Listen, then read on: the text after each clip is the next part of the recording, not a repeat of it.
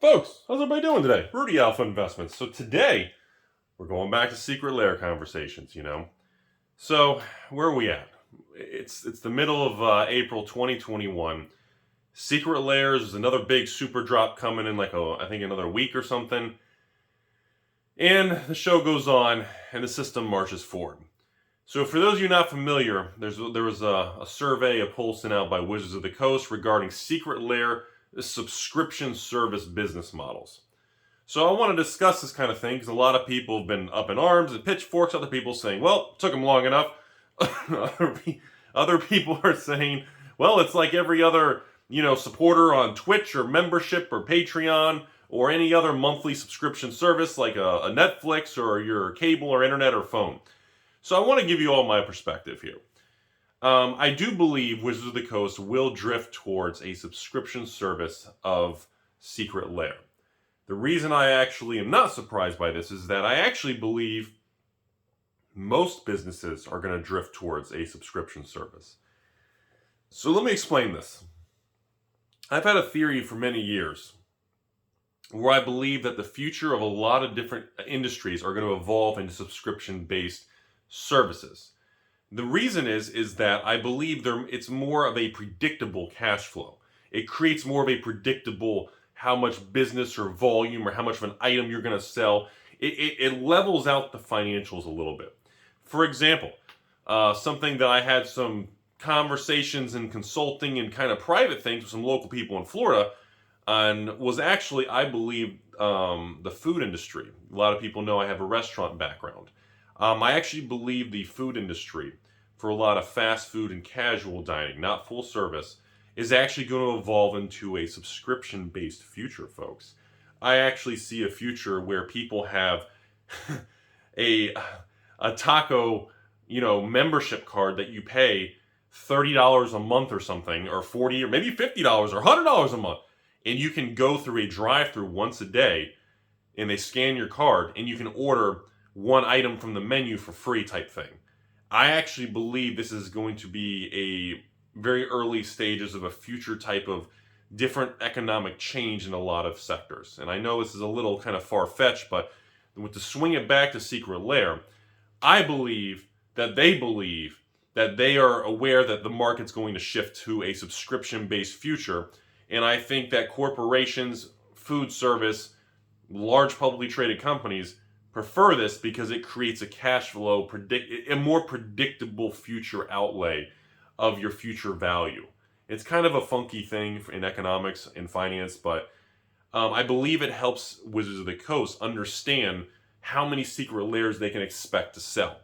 One of the things I think Wizards is struggling with is the volatility of how many Secret Lairs are selling. I think what they're experiencing is some Secret Lairs come out and they're shocked that they're selling 100,000 Secret Lairs. And another Secret Lair comes out and they sell 10 to 15,000 units and they go, wow, that's it? While I believe the average Secret Lair sales is between 20 and 50,000 units per sale. So I think what it is that swing of the pendulum is so dramatic. They're looking for a way to reduce the volatility. And my rationale is, if I was at Papa Hasbro, if I was in charge of this is what I would do. I would go out of my way and say, hey, okay, the higher up Bobs want some sort of data or forecasting or something.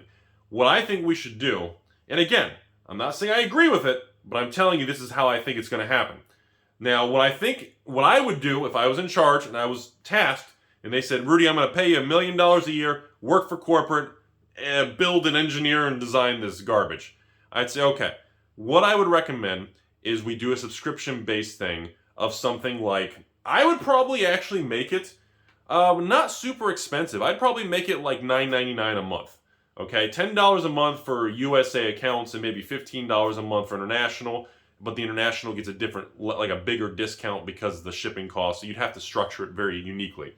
And I think what they're looking at doing is knowing, okay, the people who are going to pay that are pretty much almost guaranteed, G-word, that they're going to at least purchase a certain quantity. And then as time goes on, and by the way, everyone needs to have actual accounts. There needs to be a login, an order history, so that you can track the average order size from those accounts, and you can extrapolate what you feel the future order quantity will be from Timmy number 69 in the corner, okay? So that's what's going on, folks. They're looking for forecasting and data here, okay? Do I agree with it? It's just kind of a stretch, because this is a very unique product line. This is a product line where there's a little window, you have to buy it, but you can't get anywhere else. It's not like if you miss it, you can really just go on your local Amazon LGS or your local Timmy's Emporium or the regular hobby distribution chain with 3,000 stores. This is a very unique situation. And the fact that I can argue both sides of it. I'm on the fence. I don't have on the surface, it feels dirty. Okay? Let me say it like that. Charging a $10 a month Secret Lair subscription feels dirty. But on the other side of the coin, if you're going to charge $10 a month to Timmy number 69.369 beautiful lady over here, and she wants to buy 10 Secret Lairs of every release and build a position, but you're going to give her 10% off the order, so she gets $100 off every time a Secret Lair comes out for her $10 subscription, the numbers make sense. Does that make sense? So on the surface, it feels kind of nasty. But for certain individuals, it may make sense. If you're a large LGS like Channel Snowballs Castle Kingdom Awesome Stuff Incorporated, let's say you task all 10 of your employees to max out 30 Secret Lairs so your large company can have access to 300 Secret Lairs of every release. For those people, it is in their best interest to pay $10 a month, have a subscription, and get a discount that's a lot higher than the $10 a month. I mean, that's my perspective. For the average regular player, collector, or evil investor, the beautiful lady, whatever category you're falling in, I don't think it's going to be a good fit for regular players and people in the market. Because I don't believe the average person into Magic is buying the max 30, 40, 30 Secret Lair. I think it's capped 30. Somebody told me it's 36. Somebody told me it's 32. I think it's 30.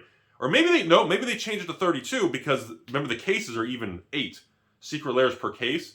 So you would ship 4 cases of 32. That would make sense.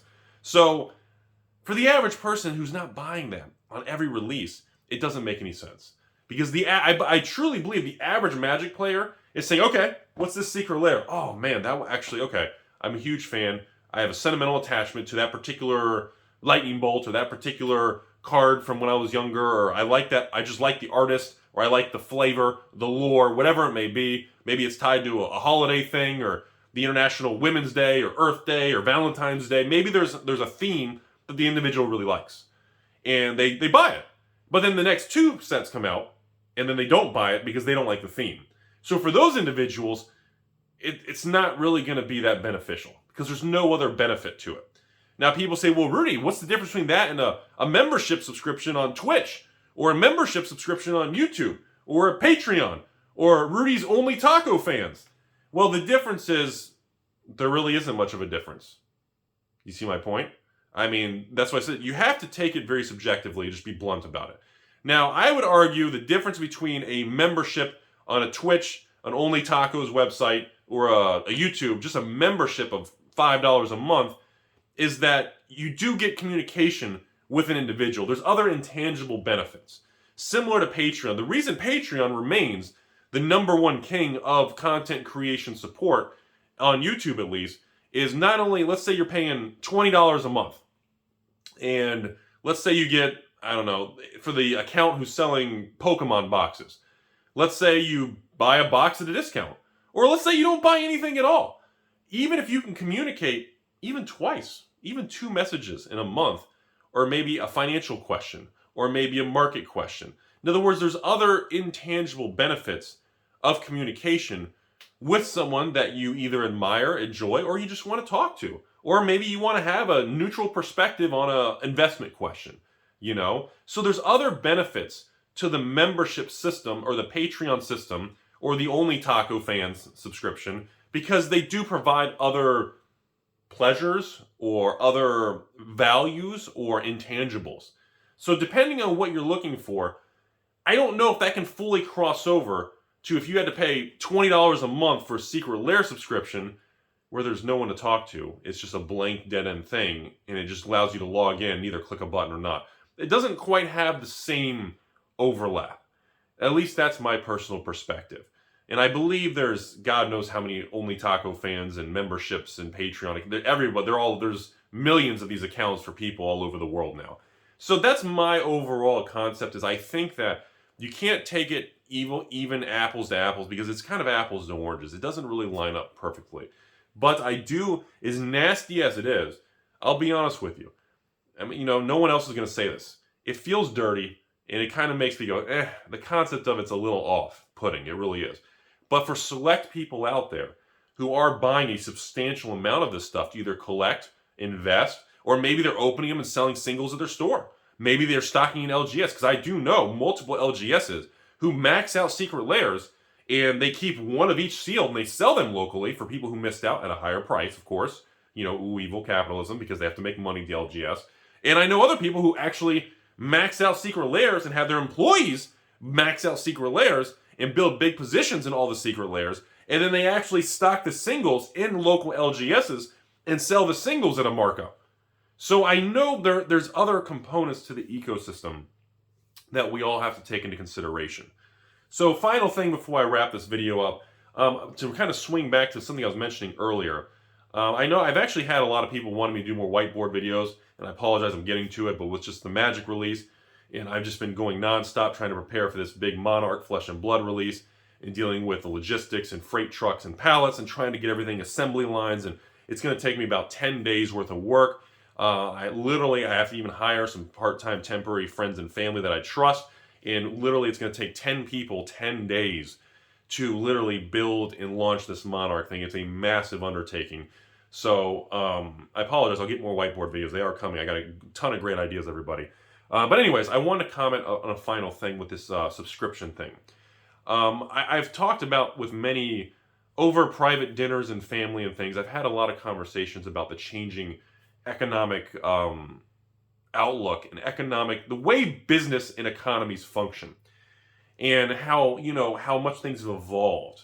The economy isn't booming; it's just changed.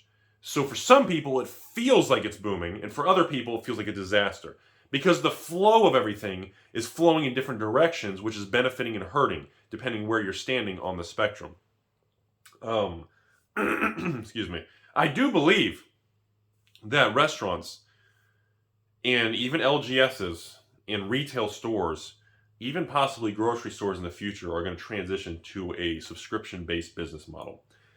Now, I didn't really touch on in this video, but it's similar to the Costco, Sam's Club, and BJ's Wholesale. What they do, where they sell membership annually or monthly, and they adjust their numbers based on that membership. Now, I believe that's going to be a big part of the future. And I do think that I'll probably have some other more in-depth videos on it.